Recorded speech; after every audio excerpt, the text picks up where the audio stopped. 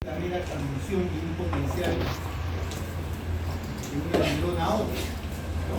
Sino que había un principio de convergencia y divergencia, en la cual una neurona postsináptica recibía numerosos estímulos de diferentes neuronas presinápticas, ¿no?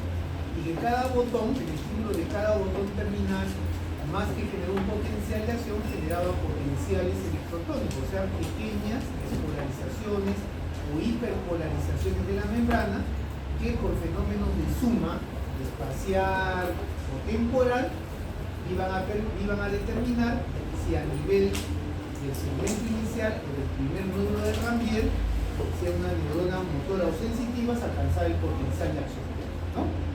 Habíamos visto también en el tema de transmisión sináptica, la unión neuromuscular, cómo era también la transmisión de la sinapsis a nivel de la fibra muscular lisa, ¿no? Y qué consistía la degeneración valeriana. Vamos a tocar el tema ahora de la neurotransmisión somatosensitiva, hablando principalmente de tacto, dolor y temperatura, ¿ya? Parte también de la neurotransmisión somatosensitiva es la propiocepción, es decir, la conciencia que tenemos de la distribución de nuestros segmentos corporales en el espacio.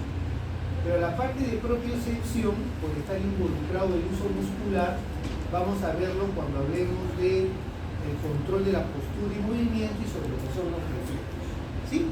Vamos a esta parte entonces, va a hablar de la neurotransmisión somatosensitiva, circunscribiéndonos principalmente a los receptores que se encuentran en la piel. O sea, los receptores al tacto, dolor y temperatura son receptores cutáneos, ¿ya? Tenemos los objetivos. Aquí solamente un breve cuadro, es breve aunque no lo crean, de los diferentes receptores sensitivos que hay en el organismo. O sea, cuando nosotros hablamos de los sentidos, generalmente nos viene a la cabeza aquellos sentidos que entran a la parte consciente, ¿no es cierto? Que hemos aprendido en el colegio: tacto, visión, olfato, gusto, ¿no es cierto? Y audición. Pero, como muestra acá el dibujo, hay numerosos también receptores sensitivos que no llevan a la conciencia, pero que van a llevar información al sistema nervioso central, como es el caso, por ejemplo, de la temperatura, ¿no es cierto? Como es el caso del dolor, como es el caso de la luz, en el caso del tono psicótico, ¿sí? Y entonces, podemos decir que los receptores sensitivos vienen a ser estructuras del sistema nervioso que actúan como transductores. ¿Qué significa transductor? Convertir las diversas formas de energía que hay en el medio ambiente, como puede ser mecánica, electromagnética, química o térmica, en un potencial de acción. Porque vemos que a nivel del sistema nervioso central, los estímulos solamente producen dos tipos de respuestas: potenciales de acción, que ustedes conocen como impulsos nerviosos, o potenciales electrotónicos o potenciales generadores, ¿ya? Aquí vamos a comenzar a hablar de los mecanoreceptores cutáneos. Estos son los mecanoreceptores, son receptores que responden a la energía mecánica, presión y tacto, ¿no? La presión no es más que el tacto sostenido. Entonces podemos ver que acá tenemos los corpúsculos de Meissner, las células de Merkel, los corpúsculos de Pacini y las terminaciones nerviosas de Riff. Cuando hablamos con el grupo de práctica, hablábamos de los receptores cutáneos. Vamos a tener en la mente que los receptores cutáneos son los mecanoreceptores, ¿no es cierto?, que responden a estímulos mecánicos, los termorreceptores, que responden a estímulos térmicos inocuos, es decir, al frío y al calor inocuo, y los nocireceptores, que son receptores que responden a estímulos lesivos o potencialmente lesivos, ¿ya? Eso es lo que hablamos. Los receptores cutáneos, mecanoreceptores, termorreceptores y nociceptores. Y cuando hablamos de estos receptores cutáneos, vamos a ver histológicamente dos diferencias. Los mecanoreceptores se consideran órganos sensitivos. ¿Por qué? Porque son terminaciones nerviosas que se asocian a tejido no neural, como puede ser el tejido colágeno, para formar, por ejemplo, los corpúsculos de Pacini, ¿no es cierto? Los corpúsculos de Pacini son terminaciones nerviosas asociadas a tejido no neural como el colágeno que forma estas vainas que le dan un aspecto encebollado. Entonces hablamos de órganos sensitivos. Pero por otro lado, cuando vamos a ver el tema de los termorreceptores y de los nociceptores, hablamos de terminaciones nerviosas. ¿Ya? Es decir, son terminaciones nerviosas que no se asocian a tejido neural y ahí encontramos principalmente a los termorreceptores y a los nociceptores. Entonces recordar que los nervios sensitivos de estos mecanorreceptores son las fibras mielinizadas A alfa y A beta, cuyas velocidades de conducción fluctúan alrededor de los 70 a 120 milisegundos, alrededor de 70 a 20 milisegundos la alfa y la 40-75 la beta. Pero no me interesa que recuerden la velocidad, sino que la información táctil se transmite, ¿no es cierto?, principalmente a través de fibras de conducción. Ahora, vamos a hablar de los nociceptores, que vienen a ser terminaciones nerviosas libres y que son estimulados por estímulos lesivos o potencialmente lesivos. ¿Ya? Entonces dice que a través de los nociceptores se transmite la información a través de dos tipos de fibras. Fibras A delta, que como hemos mencionado son fibras de conducción rápida, que están mediadas principalmente por el glutamato, y fibras C, que son las fibras amielínicas, ¿no es cierto?, que son de conducción lenta. Que los estímulos, por decirlo así, dolorosos se transmitan por dos tipos de fibras, implica que hay dos tipos de dolor, ¿no es cierto? Hay un dolor epicrítico y hay un dolor protopático. El dolor epicrítico es el que viaja a través de las fibras A delta, es rápido, o sea, es el dolor discriminador, localizador que nos permite, ¿no es cierto?, las reacciones de defensa, como dice el reflejo de retirada, es decir, aplico un cigarrillo prendido y rápidamente esta información es transmitida hacia la médula espinal para localizar dónde está el dolor y permitir una respuesta de protección. Mientras que el dolor protopático, el que se transmite por la fibra C, es el dolor lento, tardío, retiro y mientras voy caminando, esa sensación de quemazón desagradable, persistente, viaja a través de fibras de tipo C. ¿Ya? ¿Qué tipo de nociceptores hay? Térmicos, mecánicos, químicos y poliorganos. ¿Qué es lo importante acá? Que no debemos confundir, por ejemplo, los nociceptores mecánicos con el corpúsculo de Pacini, con los Ruffini y los Meyer. O sea, aquí estamos hablando de los nociceptores mecánicos, son, ¿no es cierto?, responden a estímulos potencialmente lesivos o lesivos. Por ejemplo, si yo aprieto acá sin forma sostenida, corpúsculo de Pacini, ¿no es cierto?, una presión sostenida. Si yo pongo un cuchillo, que es una presión localizada, un nociceptor mecánico. Son diferentes tipos de receptores. Ojo, ¿ya? Y no es lo mismo, ¿no es cierto?, aplicar temperatura, agua a 25 grados centígrados, un nociceptor térmico, que agua que esté en inhibición a 70 grados centígrados, un nociceptor térmico. Diferenciar los nociceptores térmicos, mecánicos, químicos y polimodales de los mecanorreceptores como es Pacini y de los termorreceptores que responden al calor y al frío. ¿Preguntas hasta ahí? ¿Ninguna? ¿Todo claro? ¿Mesa? ¿Todo claro? ¿Seguro? Bien, entonces acá vemos un nociceptor. Entonces, si está todo claro, comienzo a preguntar. Comienzo por acá. A ver, estos lo van a revisar, son nociceptores, es decir, responden a estímulos lesivos o potencialmente lesivos. Y tenemos, por ejemplo, la familia del conducto del receptor transitorio de tipo valinoide 1, ¿no es cierto? Tenemos también, por ejemplo, los receptores polinérgicos, tenemos también, ¿no es cierto?, estos canales, etc. ¿Ya? Lo van a revisar, son familias que responden a estímulos potencialmente lesivos, ¿no? Responden al frío lesivo, como esta familia del conducto del receptor de tipo transitorio mentoleoide tipo 8, a estímulos mecánicos lesivos, como puede ser un efecto con punta, a estímulos químicos lesivos, como puede ser el ácido, o al calor lesivo.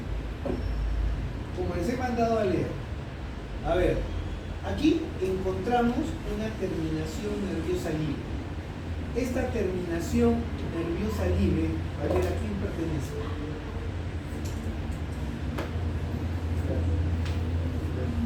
Bueno, ¿a quién pertenece esa terminación nerviosa libre?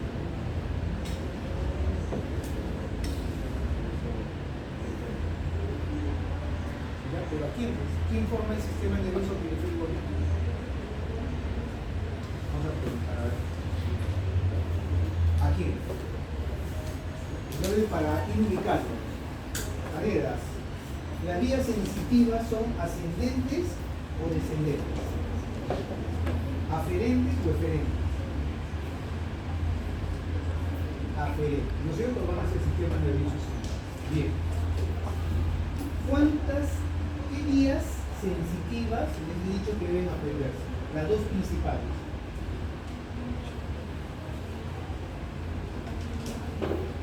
Ascendente.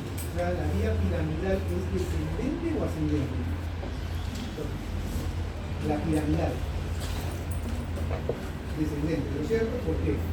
¿Qué tipo de función tiene la vía piramidal?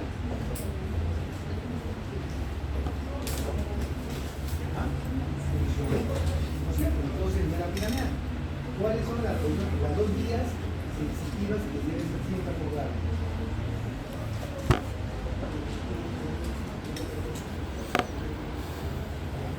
Otra vez el cordón posterior, espino canónico anterior. Mesa. ¿Qué información lleva el enlace espino talámico anterolateral? No, pero ¿qué tipo de información? Lo de la modalidad. ¿Qué tipo de información sensitiva lleva?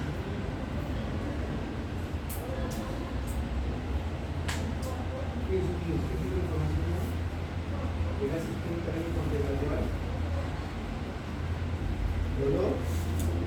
Dolor y temperatura. ¿No es cierto? ¿Sí? Y en la vía del cordón posterior, ¿qué información lleva acá? ¿Qué más?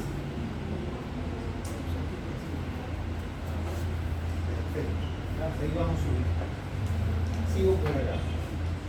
Doctora, entonces, los doctores han dicho correctamente: espino talámico anterolateral, dolor y temperatura.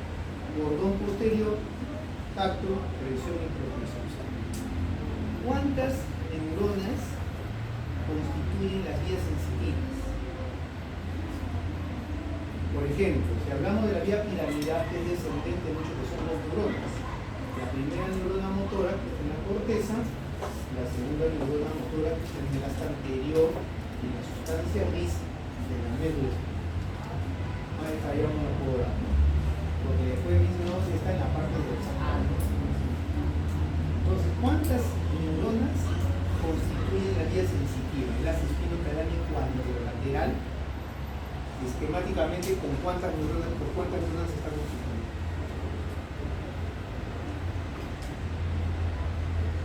Dos. Tres. ¿Dónde está la primera neurona de las vías sensitivas?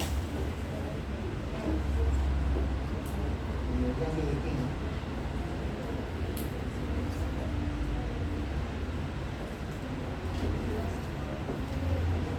Ganglio dorsal. ¿No es cierto? ¿Qué dice la ley de Bell-Mayenne? Les he enseñado. ¿Qué dice la ley de Bell-Mayenne? A ver, ¿qué dice la ley de Bell-Mayenne? ¿Qué hemos dicho?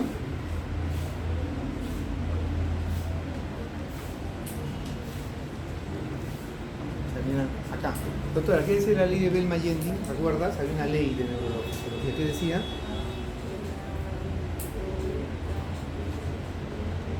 Locomoción sensitiva a la vía hacía precisamente eso. Doctor, ¿tú qué dices?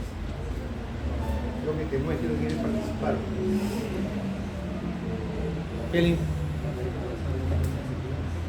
La información sensitiva ingresa por la raíz dorsal.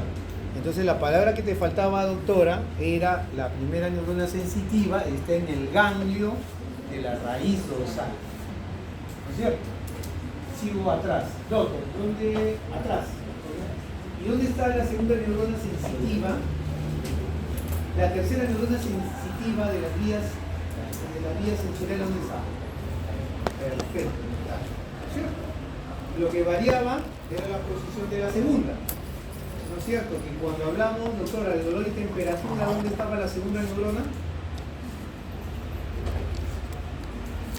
Cuando hablábamos de la vía espinotalámico anterolateral, ¿dónde estaba la segunda? Porque me han traído un término bien interesante, la operación, ¿no? Segundo orden, tercer orden, así debe ser, ¿no? La neurona de segundo orden de la vía sensitiva. ¿Dónde está ubicada? En dolor y temperatura. Acá adelante. Doctora, ¿dónde está ubicada?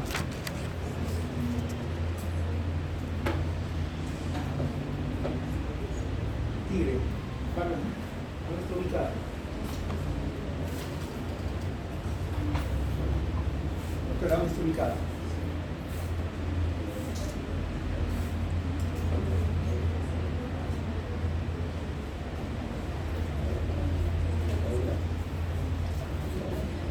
¿Dónde está ubicada la casa? Atrás de la universidad, no.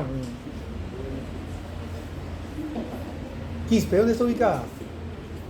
La neurona en segundo orden de la vía del dolor y la temperatura. Ustedes hacen pues están haciendo la práctica. Por dicho que lean también.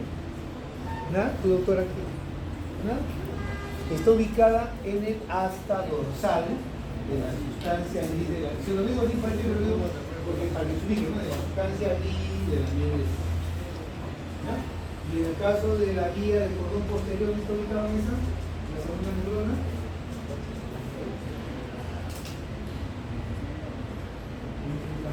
La vía del cordón posterior, la neurona del segundo orden, para hablar apropiadamente, también debería ser. Algo así. ¿Ya? Entonces, ¿entendieron? ¿Sí? ¿Entendieron? Entonces, si esta viene a ser una terminación nerviosa libre del dolor, ¿a quién pertenece esta terminación nerviosa? ¿A quién pertenece? Por todo lo que hemos dicho hasta ahora. Son receptores cutáneos. Esa terminación nerviosa está en contacto con la piel. ¿A quién le pertenece? ¿Estás hablando de la vía del dolor o de la compresión?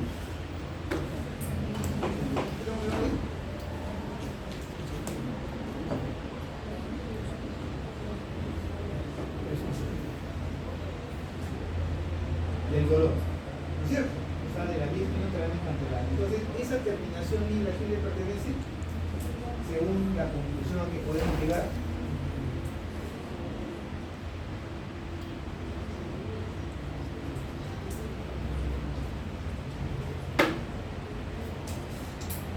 Doctor, ¿a quién pertenecería esa terminación libre después de todo lo que hemos recorrido? Para llegar a una conclusión, ¿a quién le pertenecería? ¿Qué dice? Sí, ya sabemos. Pero ¿a quién le pertenece esa terminación nerviosa libre? Doctor, ¿a quién le pertenecería? Voy a poner 8 de oro.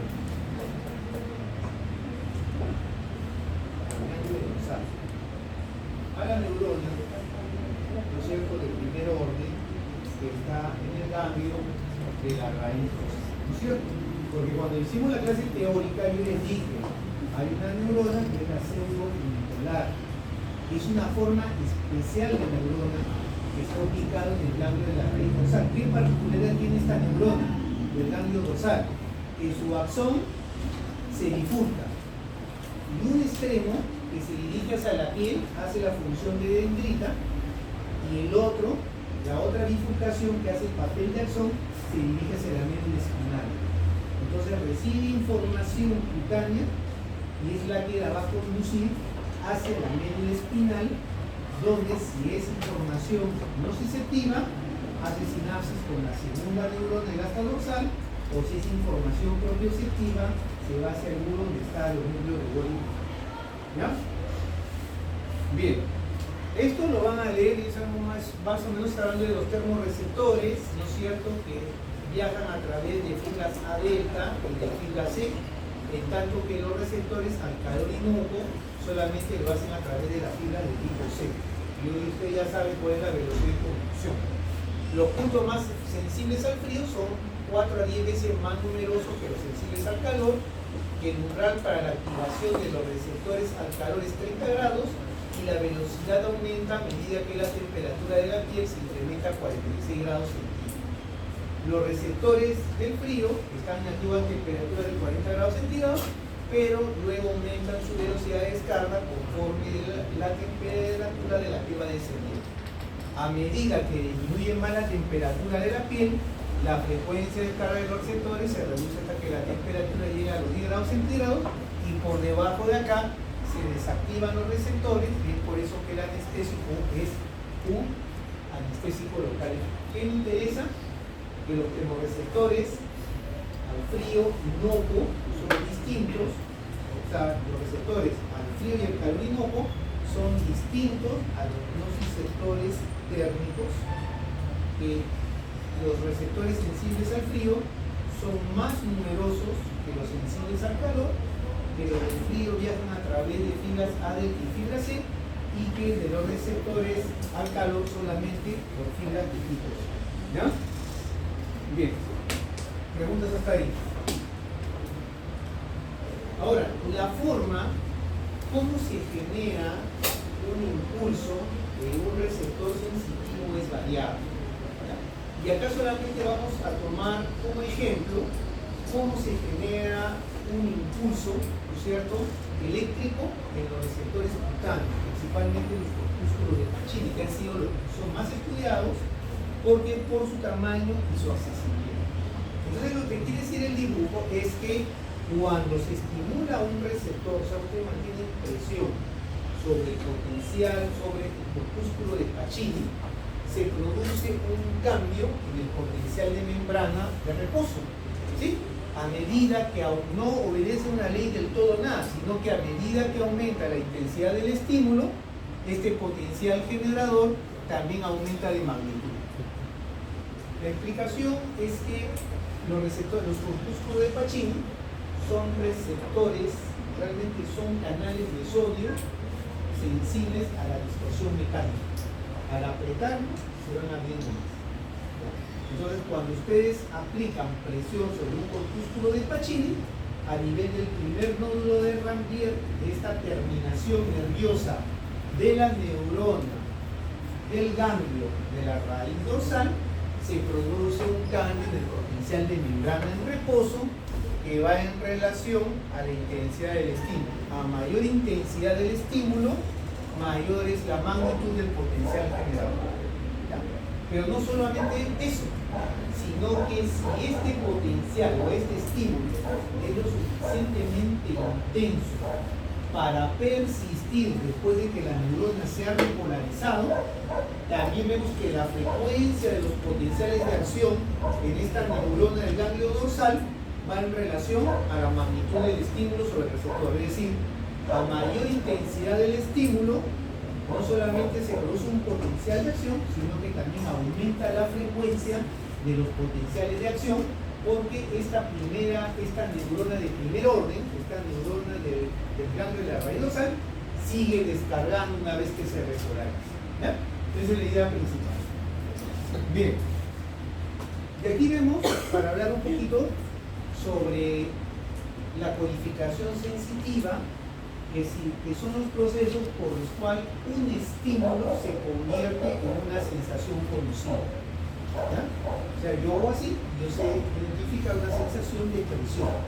Entonces vemos que los sistemas sensitivos van a tener 4 atributos. Uno viene a ser la modalidad, que es la forma de energía que genera el estímulo y permite activar el receptor.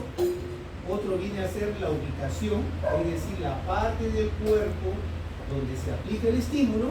Otro viene a ser la intensidad y otro viene a ser la duración. O sea, como hemos visto, la intensidad del estímulo va a generar un potencial de acción, pero no solamente la generación de un potencial, sino la frecuencia, la repetición de potenciales de acción en el tiempo. ¿Ya? Ahora, como hemos dicho, la modalidad viene a ser la forma de energía permitida por el estímulo que va a ser convertida en una sensación conocida. Y aquí vemos, ¿no es cierto?, los corpúsculos de Meissner, las células de Merkel, Pacini, las terminaciones de Ruffin. ¿Cuál sería la modalidad para estos receptores cutáneos? ¿Qué forma de energía es la permitida para que se puedan activar estos receptores cutáneos? ¿Mecánica, térmica, electromagnética o química?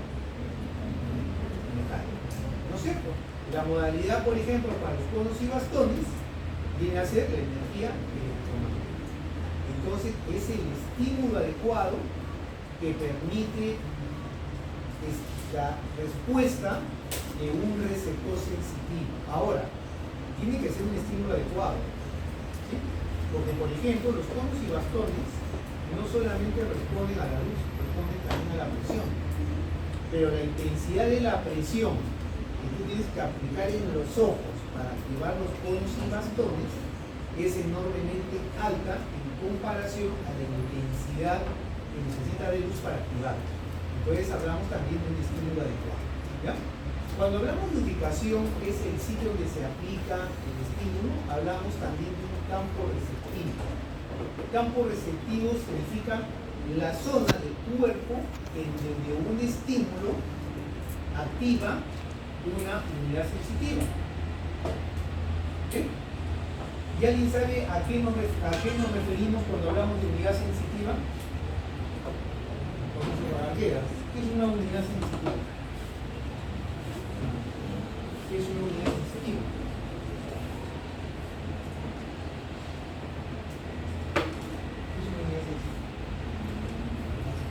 ¿Qué es una unidad sensitiva? Pregunto.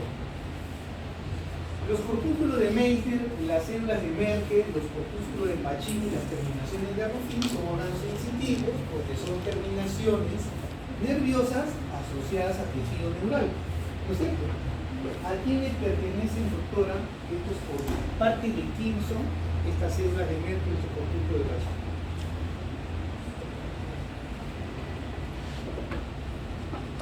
Son terminaciones nerviosas asociadas. ¿A quién le pertenece? ¿A quién le pertenece? ¿Cómo está constituido el sistema nervioso?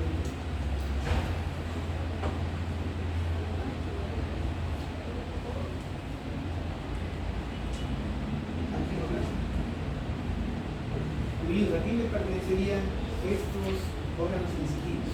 Parte de quién son. ¿Ah? Claro.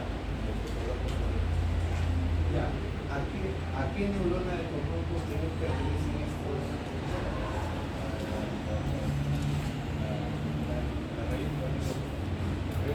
La neurona del primer órgano, porque está en el ganglio de la raíz dorsal. Ahí nos pertenece, ¿no es cierto? Entonces tú ves que la neurona, como hemos dicho, de la raíz, del ganglio de la raíz dorsal, se bifurca y tiene numerosas terminaciones que llegan a la piel, ¿no? Y tiene un axón que se dirige hacia la médula espinal. Entonces una unidad sensitiva está constituida ¿por qué? Por una neurona, ¿no es cierto?, del ganglio de la raíz dorsal y sus múltiples terminaciones en la piel. Esa es una unidad sensitiva.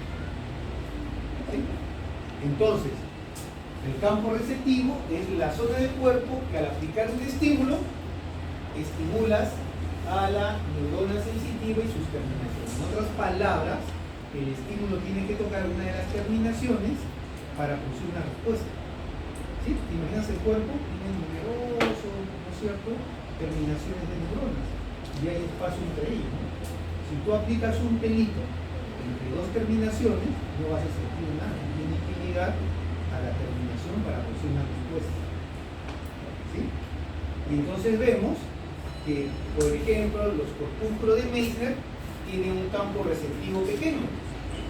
Y vemos, por otro lado, que las terminaciones de Ruffini tienen un campo receptivo amplio. ¿A qué creen que se debe eso?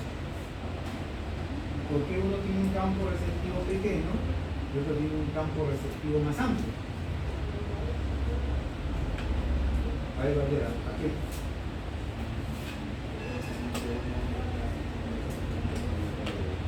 ¿Ah? A ver, aquí lo estamos hablando interesante, estamos hablando de la sensibilidad crítica y protopática. A ver, ¿a qué se refiere eso? Claro, yo te diría, ¿no es cierto? La sensibilidad protopática, más de la terminación de Ruffini y crítica, por ejemplo, de las ondas de Merkel. ¿Por qué crees que tienen campo receptivo más pequeño? ¿Ah? No tanto, ojo, no estamos hablando de dolor, nos quitamos la idea del dolor, no confundan. Protopático es grueso, epicrítico es fino. O sea, hay una motricidad protopática y una motricidad fina, por ejemplo. Entonces yo digo, ¿por qué crees que el Merkel tiene un campo receptivo pequeño?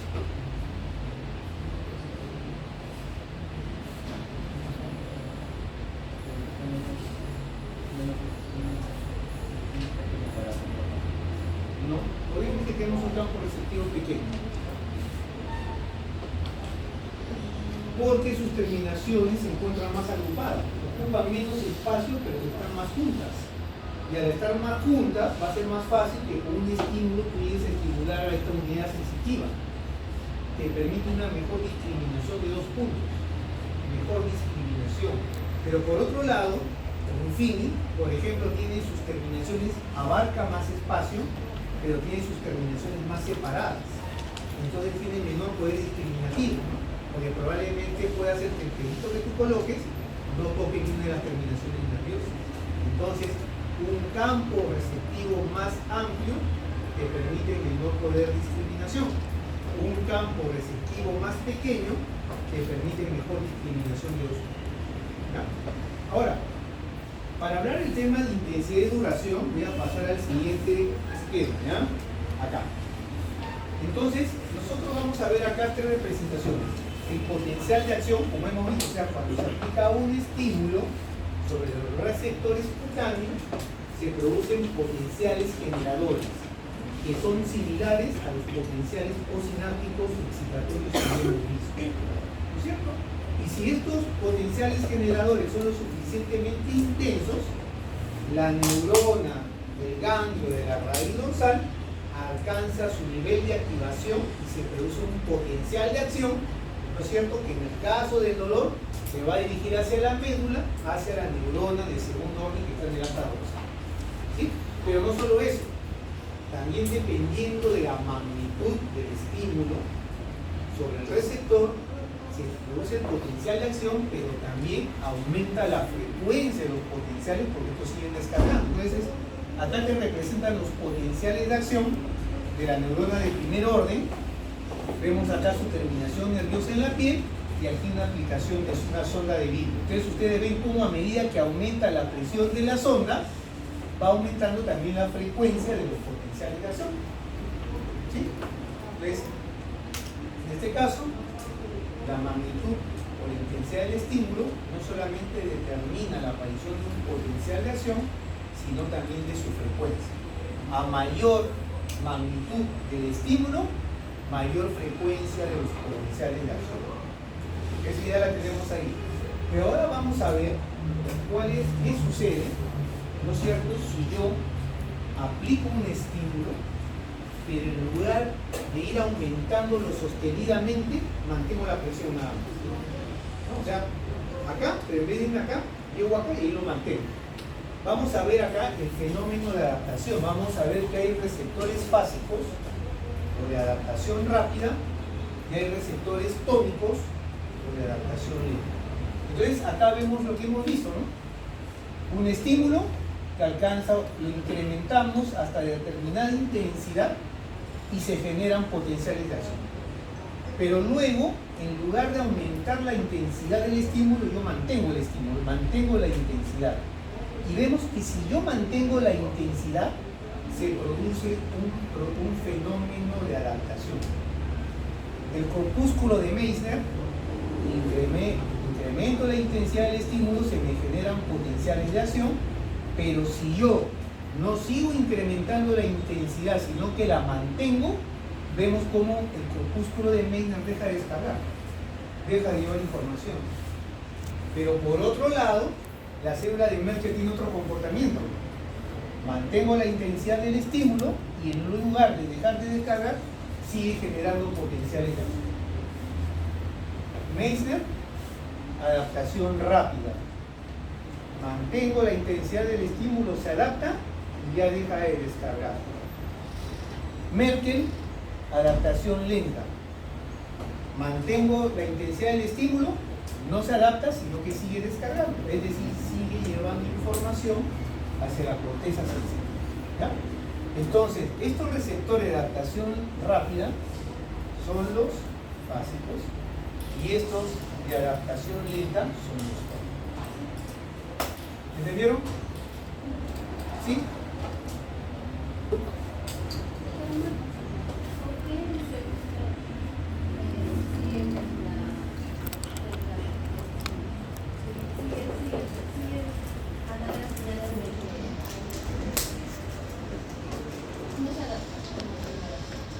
Porque probablemente, ¿no es cierto?, ellos siguen a tener una presión, el movimiento de dispersión no cesa, entonces los canales siguen abiertos y probablemente la adaptación lenta, llegado un momento, entra en un periodo refractario y se cierra. ¿Ya? Pero acá lo más importante que eso molecular sería, yo te pregunto, que tenés esa parte, los nociceptores serían receptores, tendrían que ser receptores de adaptación rápida o adaptación lenta. ¿Qué opinas tú? Primero, ¿qué son los nociceptores? ¿Qué hemos dicho que son los nociceptores? La definición de la definición de nociceptor, ¿cuál era? A ver, ¿qué era un nociceptor?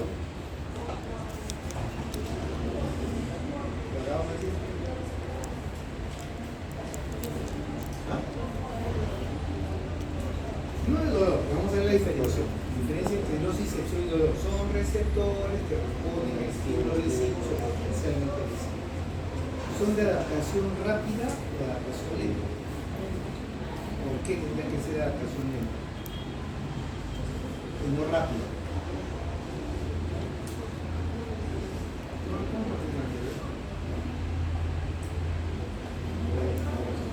¿Qué pasa si fuera de adaptación rápida? ¿Qué pasaría si fuera de adaptación rápida? Por lo que has entendido acá. O sea, ojo, si yo, el potencial de acción, como hemos visto, ¿no? Son impulsos nerviosos que están yendo hacia la corteza sensitiva, ¿no es cierto?, para que reciba información. ¿Sí? Entonces, tu respuesta que diría la primera es correcta. Son receptores de adaptación lenta. Ahora dime, ¿por qué tiene que ser de adaptación lenta y no rápida? Lo sencillo.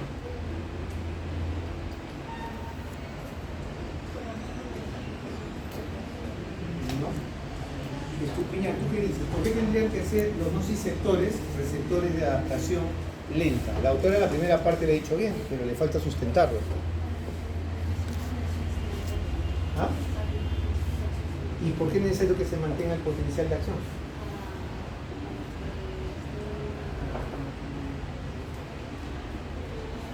¿No se te ocurre? ¿A ti se te ocurre? Por supuesto. Si fueran de, o sea, si se supone que los nociceptores tienen una función de protección.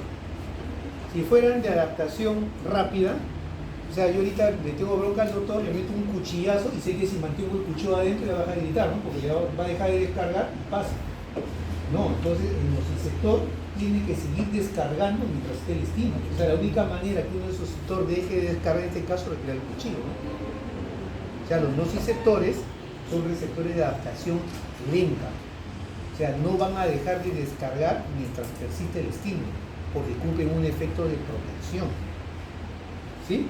Y por ejemplo, ¿por qué crees tú que en el caso de Meissner, ¿no es cierto?, y son de adaptación, Meissner y Pacini son de adaptación rápida? O sea, ante la presión sostenida, ¿por qué? ¿Por qué crees que tendrían que ser de adaptación rápida?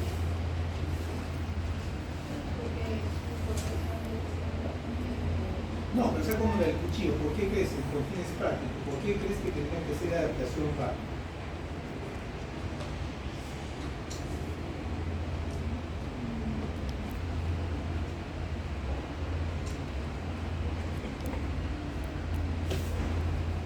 O sea, si tú mantienes la intensidad del estímulo, dejan de descargar.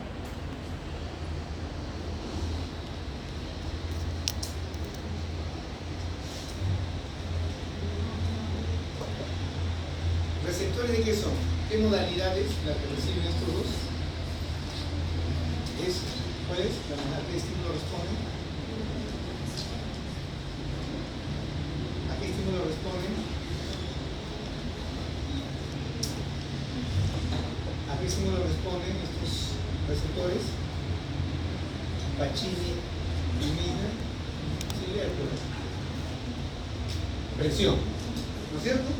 Presión sostenida. Yo la veo en la misma posición como 20 minutos.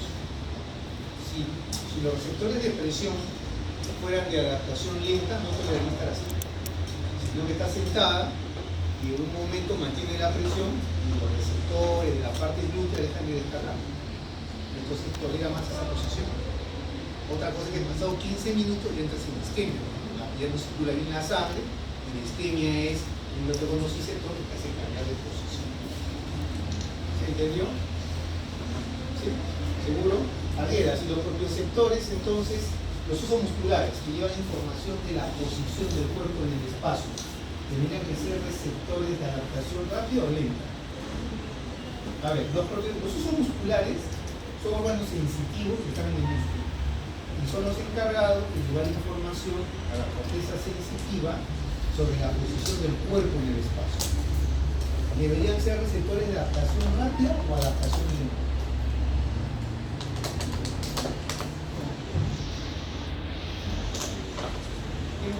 Son propioceptores. Ya hablamos de lo que es la propiocepción, ¿no? Más de una vez, ¿no? ¿Recuerdan o no? ¿Tu video recuerdas que era propiocepción?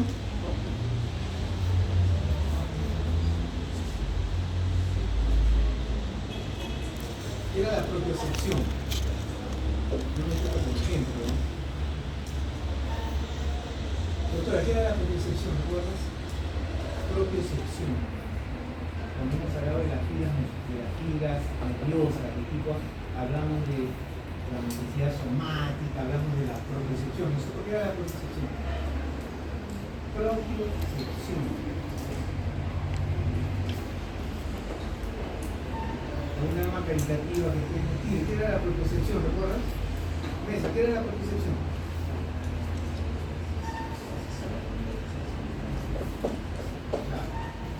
Lo que lleva información a tu cerebro sobre la disposición de tus elementos corporales. ¿Sí? O sea, tiene información de cómo está tu cuerpo, ¿no? Minuto a minuto, segundo a segundo. ¿Tiene que ser de adaptación rápida o adaptación lenta? Lenta, dice. ¿Tú qué dices, con tu compañero de grupo? ¿La apoyas? ¿Los usos musculares son de adaptación rápida o adaptación lenta?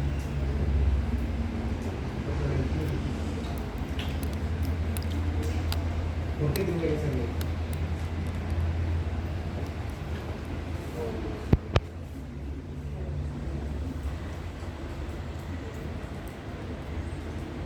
Mesa, ¿por qué tendría que ser lento? Porque tiene que estar enviando constantemente información a la corteza sensitiva de la posición de la cabeza. O sea, no significa que si levanto mi brazo, pasa 5 segundos, ya se adaptó y ya no viene información. Pierdo la noción de dónde están mis elementos corporales.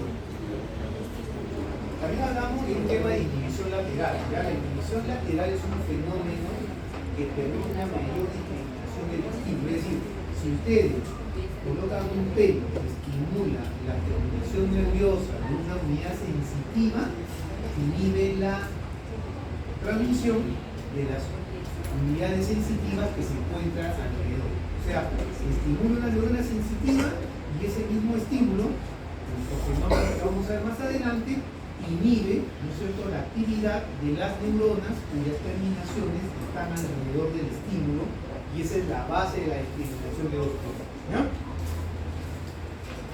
Bien, esto lo hemos visto. Ahora vamos a hablar del dolor. Pero dos cosas. Uno, vamos a diferenciar dolor de nocicepción, ¿no es cierto? Porque ahora estamos hablando de nociceptores, no hablamos de receptores del dolor, probablemente es un término mal empleado. Entonces dice que el dolor es una sensación y experiencia emocional desagradable relacionada con daño ístico real o potencial o que se describe en términos de tal y tal. O sea, cuando hablamos del dolor estamos hablando de un síntoma, ¿no? Prácticamente lo que te va a referir el paciente. La nocicepción es lo que estamos viendo ahora, es la actividad inconsciente, o sea, cuando habla desencadenada por un estímulo doloroso que se aplica a los receptores sensitivos. O sea, todo lo que vamos a ver, que cuando hay un estímulo lesivo sobre un receptor purinérgico, ¿no es cierto?, que está en la terminación de la neurona de primer orden, si tiene un potencial de acción que viaja a través del haz espinotalámico lateral hacia la corteza sensitiva, estamos hablando de la nocicepción. Cuando hablamos del síntoma, de esa sensación emocional, desagradable, relacionada con un daño, hablamos del dolor, ya diferenciado. Y cuando hablamos de, esto no lo considero no es tan real, dolor agudo o fisiológico, no creo que el dolor sea fisiológico, ¿no? Habla de un dolor fisiológico y habla de un dolor patológico. No creo que sea una clasificación adecuada, lo vamos a dejar de lado, pero sí nos dice que el dolor, esa sensación desagradable, ¿no es cierto?, que acompaña al daño de tejidos, va acompañado de la hiperalgesia y la ronidia. ¿Alguien sabe qué es la hiperalgesia y qué es la ronidia?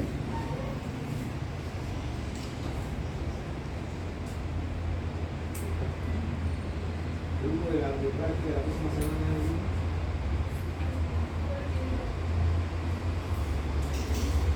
Doctora, ¿recuerdas tú qué es la hiperalgesia y la ronidia? Hablamos de hiperalgesia y ronidia. La hiperalgesia, ¿no es cierto?, es el dolor producido por un estímulo doloroso. ¿No es cierto? O sea, el estímulo doloroso, pero que produce un dolor mucho más exacerbado. Y la alonidia es el dolor producido por un estímulo que normalmente no lo ves. ¿No es cierto? Que vas a la playa, que pasas las horas en el sol, te da tu disciplina, y cuando vas a tomar una ducha fría, te da rigor. Entonces, lo que te quiere explicar el cuadro es por qué, ¿no es cierto?, se producen estos fenómenos de hiperalgesia y alonidia. ¿Sí? Entonces, uno viene a ser la sensibilización de las terminaciones nerviosas, otro viene a ser los cambios fenotípicos, otro viene a ser el aumento de expresión de conductos de sodio, otro viene a ser la formación de brotes y otro viene a ser la activación de la microglía. O sea, estos mecanismos son por los cuales el dolor se acompaña de hiperalgesia y alonidia que hemos conversado. Por ejemplo, dice, sensibilización de las terminaciones nerviosas. ¿Por qué ocurre la sensibilización de las terminaciones nerviosas? Porque cuando hay un daño en los tejidos, se liberan sustancias como la histamina, la bradicinina, la serotonina, la sustancia P, la sustancia similar al gen de la calcitonina. ¿Ya? Y para entender mejor esta sensibilización, o sea, por qué hay alonidia, por qué un estímulo que normalmente no produce dolor lo produce, vamos a tomar el ejemplo, como ponen ahí, del potasio. El potasio es un catión principalmente extra o intravalero. Intracelular. Entonces, cuando hay daño ístico, hay destrucción de las células y libera potasio. ¿No es cierto? Y el potasio extracelular, entonces, aumenta o disminuye. ¿Ya? Aumenta. ¿Sí? Y si aumenta el potasio extracelular, ¿sí?, ¿a qué cambios se producen en el potencial de membrana en reposo? de la fibra nerviosa. No me soples si no sigo contigo. ¿Qué pasa si aumentan las concentraciones de potasio extracelular con el potencial de membrana en reposo de la fibra nerviosa? ¿Qué ocurre? Esto es lo mismo que yo me he dicho veces, ¿no? Se destruyó tejido, metieron un cuchillo ahí, mueren células, se libera el potasio y el potasio extracelular aumenta. ¿Qué pasa con el potencial de membrana de reposo de la fibra? ¿Ah? Se hiperpolariza, dice la doctora Azul. ¿Tú qué dices, Tigre? ¿Qué dice Google? No, pero yo ahí digo, está claro, no partido por el que ¿qué dice Google sobre si se aumenta el potasio extracelular? ¿Qué sucede con el potencial de membrana en reposo? La doctora dice se hiperpolariza. ¿Estás de acuerdo con ella? Sí. Doctora, ¿qué dice que estás acostado? ¿Qué opina? Aumenta el potasio extracelular. ¿Qué sucede con el potencial de membrana en reposo de la fibra? ¿Se hiperpolariza? ¿Estás de acuerdo con los doctores? También. ¿Tú, doctora, qué dices?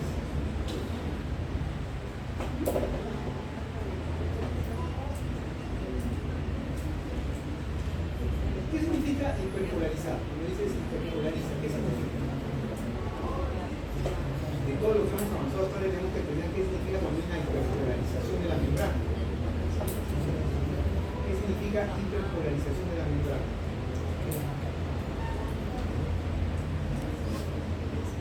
Perfecto. Se vuelve más electronegativo. ¿Estás de acuerdo, Carlos?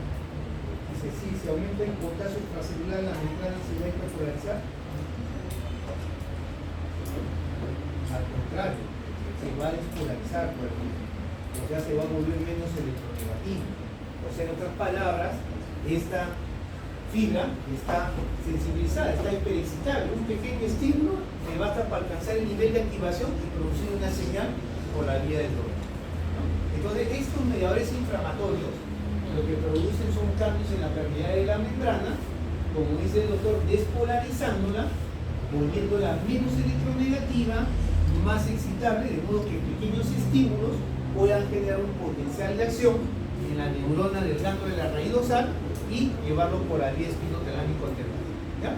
También hay cambios fenotípicos por la liberación de mediadores inflamatorios, neurotrofinas, que producen cambios en los cuales neuronas que normalmente llevan impulsos táctiles comienzan a llevar impulsos que conducen al dolor.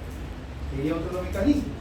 Luego, como aumentan también por estos mediadores inflamatorios la expresión del conducto de sodio, ¿no es cierto? Es más fácil tener un potencial de acción. Luego, formación de brotes. Cuando hablamos de la degeneración valeriana, que no es una degeneración, vemos que cuando se corta el axón, hay un intento del nervio, ¿no es cierto?, en seguir su trayecto anterior. Y entonces se pueden formar fibras que pertenecen a la vía táctil, pero que en vez de seguir su recorrido cuando se regeneran hacia el bulbo, se desvían y hacen contacto con la neurona del segundo orden que está en el asta dorsal. ¿Ya? Y por último, la activación de la microglía. Recuerda, doctora, aquí me he preguntado. Grupo de práctica. ¿Quién me ha preguntado? ¿Quién se salvó hasta ahora? Todos, ¿no?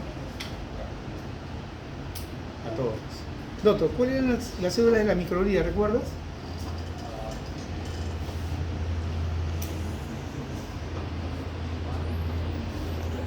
¿Ah?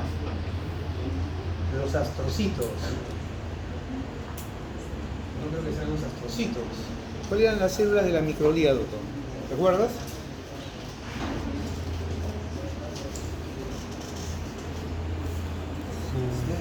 ¿Recuerda, doctora, las células de la microglía que eran? Células de Schwann. Son las defensas, pero ¿cuáles? Sí, hay una palabra clave, son macrófagos, ¿no es cierto? Y los macrófagos fagocitan directamente, pero también producen sustancias inflamatorias, son presentadores de antígenos. Entonces, al activarse, producen también una respuesta inflamatoria. Y estos mediadores, como hemos dicho, liberados por los macrófagos, alteran la permeabilidad de la membrana, son mediadores inflamatorios, aumentan la expresión de conducto de sodio, ¿no es cierto? Favorecen la formación de brotes y cambios genéticos. ¿Ya?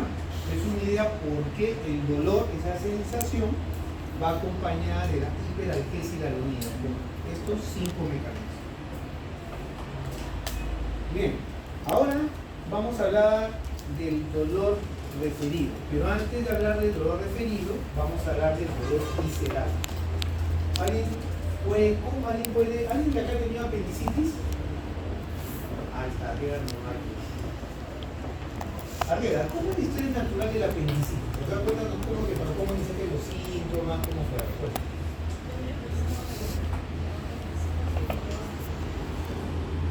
Perdón, ya pensó, ya como les contaba algo de práctica, la historia natural es como que se produce la boca, es el paciente que tiene una indigestión lo primero, ¿no? O sea, algo le ha caído mal, estoy con malestar, es la mayoría, o sea, hay presentaciones, pero la mayor parte me dice sí, doctor, o sea, viene mi dolor me sale algo, yo no he comido algo mal. Pero pasan las horas y ¿qué fue pasando con ese dolor? Que era difuso, ¿no? Entonces, ¿dónde se localizó? ¿Ya? El dolor visceral, vamos a diferenciar dos cosas. ¿Ya? Hasta acá hemos hablado de receptores cutáneos. Vamos a hablar del dolor somático. Cuando hablamos de estructuras somáticas, piel, músculo, estamos hablando de estructuras somáticas. ¿Ya? Y otra cosa son las vísceras. El dolor visceral, como dice la doctora, es difuso, sordo, más localizado. ¿Ya? Primero, porque las vísceras tienen menos cantidad de nociceptores que, ¿no es cierto?, las estructuras somáticas, como ya hemos visto. O sea, parecen, en fin, están separados los nociceptores, difusos. Entonces, el dolor es más difícil de localizar. Así que se queda un dolor sordo, dice la autora, ¿no? Sin indigestión todo. Pero a medida que pasan las horas, como dice la doctora, el proceso inflamatorio se va extendiendo y se alcanza el peritoneo. ¿Sí? ¿Y el peritoneo qué es? ¿Qué es el peritoneo, doctora?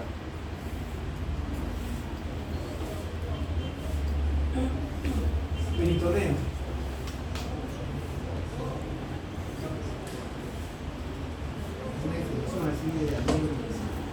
Peritoneo, doctora.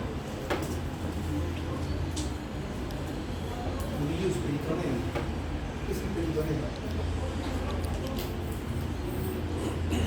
Es la membrana sedosa, ¿no es cierto?, que reviste la cavidad abdominal. O sea, es una estructura somática rica en los receptores.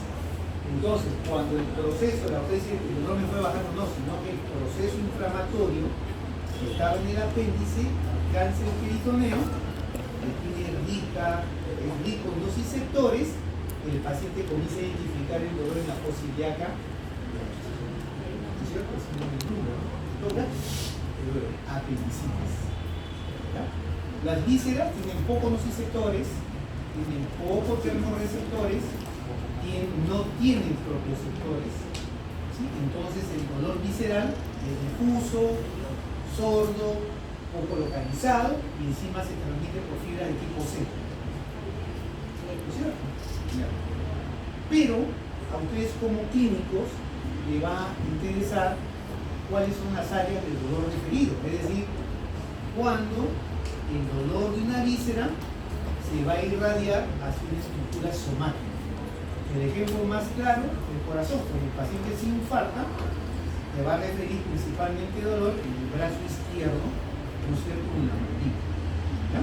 Generalmente, o sea, el dolor referido, ese dolor que se origina en una víscera, pero se irradia hacia una estructura somática, no es estereotípico. O sea, no significa que todos los pacientes infartados le van a presentar dolor en el brazo izquierdo, no es estereotípico, pero porque otros se lo pueden presentar en la mandíbula, en el lado izquierdo, les duele, ¿no?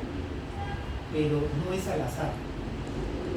Se va a presentar en una estructura somática que provenga del mismo disco embrionario. Por ejemplo, el bíceps es una estructura somática, proviene del mismo disco embrionario que el corazón. ¿Sí? Y esto es debido a la teoría de convergencia y proyección. ¿A qué se refiere? Esta viene a ser la vía del dolor que ya me la mencionaron. ¿Sí?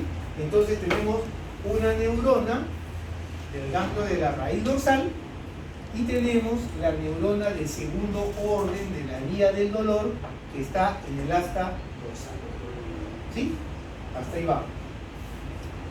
Ahora, cuando el dolor se origina en una estructura visceral, ¿sí?, estos estímulos que provienen de los receptores del dolor producen potenciales de acción, o sea, el dolor es intenso.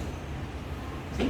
Entonces vemos que acá se generan potenciales de receptor, pero también hemos visto que dependiendo de la magnitud del estímulo, también viene la frecuencia de los potenciales. Entonces prácticamente esta neurona del ganglio dorsal bombardea a esta segunda neurona de la vía de dolor de estímulos.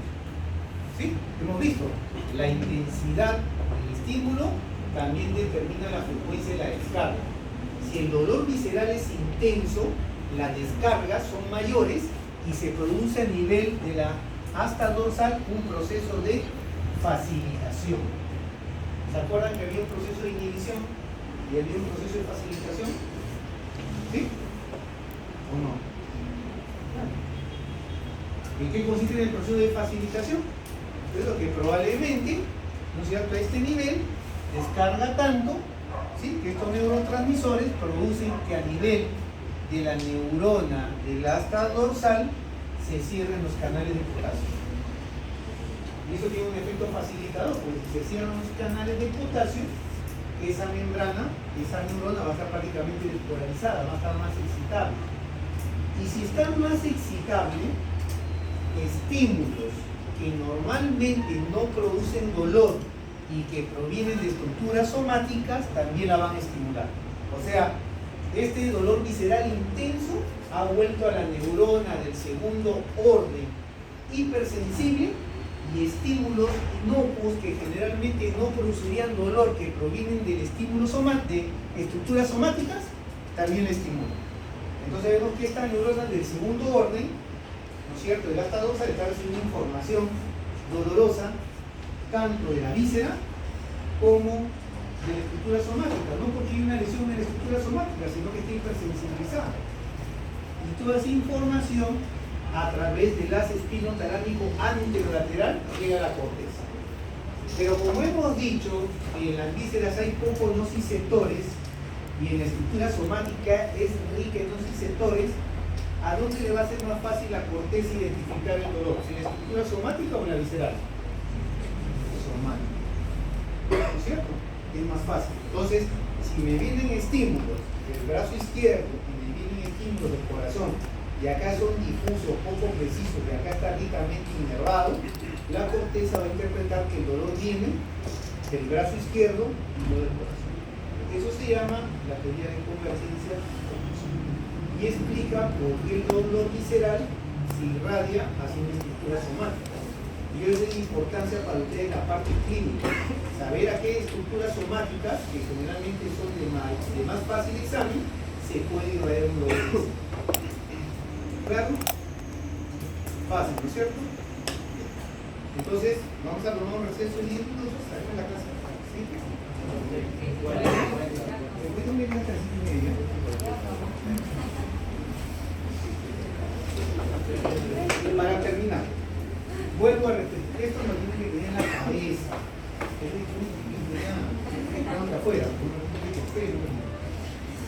Las vías, ellas son las vías sensitivas, es lo que se acuerda siempre. Por favor, no que sea neurólogo, gran anatomista, porque he visto que no le gusta mucho la neurología, ¿ya? Pero esta vía, la del cordón posterior y las espinotalámico anterolateral, son aferentes, vienen de la periferia. Les paso hasta con bandeja. La primera neurona, apréndanse por favor el nombre nada más de la raíz dorsal, nada más. Es un ganglio de la raíz dorsal, donde está la neurona de primer orden. Y la neurona de tercer orden siempre va a estar en el tálamo. Lo que va a variar es la neurona de segundo orden. que en el caso de la vía del dolor está en el asta dorsal y que en el caso de la vía propioceptiva está en el núcleo de auricular. Con eso van a saber un montón, porque hasta van a saber qué consiste el examen neurológico. Porque por lo menos si van a comprender, por cuando viene el neurólogo, su martillo tiene también atrás una escobilla y tiene una aguja, ¿no? Y lo van a ver cómo trabaja y por esos datos hace un diagnóstico también topográfico, ¿ya? Luego, esta viene a ser la organización somatotópica de la corteza sensible. Término que vamos, ¿qué es organización somatotópica? Es una distribución topográfica en la cual cada parte del cuerpo tiene una representación en el sistema nervioso central. ¿No es cierto? Y acá vemos el núcleo, o sea, la corteza sensitiva siempre viene a ser la circunvolución poscentral, o si quieren, la circunvolución parietal ascendente. Claro, poscentral le dice. Poscentral o frontal ascendente. Esta es la corteza sensitiva primaria. Y acá vemos que hay una distribución, o sea, en la corteza cada área del cuerpo tiene una representación. Pero no solamente eso, también el área representada va en relación a la intensidad con que se usan esas partes. Y nosotros, lo que más allá de representación tenemos, son en aquellas actividades que nos diferencian de los demás animales. Es el habla, por eso ven que la representación del labio, la lengua, la cara y la nariz es bastante, y de nuestra motricidad fina. Eso es lo que nos diferencia, ¿no? La gran diferencia de nosotros con los simios es que no tenemos columna articular. Eso marcó la diferencia de evolución, que de los homínidos se vaya para acá para los sapiens y para acá para otras especies, el desarrollo de la columna articular, que no lo tienen los simios. ¿Ya? Entonces, vemos ahí, es una distribución topográfica en la cual cada parte del cuerpo tiene una representación de la corteza, en este caso sensitiva, y que el área representada también tiene la diferencia, siendo las que tienen mayor representación lo que va relacionado a la lengua y a la motricidad fina. ¿Ya? Y esto lo vamos a ver como esta vez para que se vayan poniendo que están apurados. Esto viene a ser cómo, ¿no es cierto?, se regula el dolor, cómo se regula la transmisión del dolor. Y una hipótesis del control de compuerta, y ahí también se resuelve. O sea, primero, la hipótesis del control de compuerta, ¿por qué el perrito, cuando esté niño, qué es un perrito cuando algo le hace daño? ¿Cómo crees que alivia el dolor del perro? ¿Ah? Eso lo vamos a explicar con la hipótesis del control de compuerta. ¿Sí? Un tigre es lo mismo. Cuando te trompea, cuando te hace un peno, ¿cómo sientes dolor? Eso que la mayoría que se ha trompeado no siente dolor, después te duele todo, ¿no? Pero cuando estás con toda la ira, no te vas así todo. Eso te explica por qué hay una sustancia que quiere colocar. O es un tienes hiperalgesia o no se te lo. Bien, eso vamos a explicar la próxima, lo vamos a dejar ahí, ¿no?